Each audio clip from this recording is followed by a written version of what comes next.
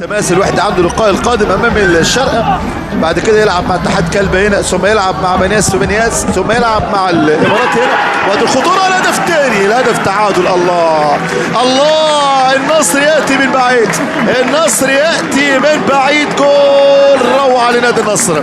اذا النصر ياتي بهدف التعادل على طول المدرب اجيري، وادي برضه ايضا تمركز دفاعي. انما شوف روعه النصر الان، ياتي بهدف التعادل عن طريق مهند كرار.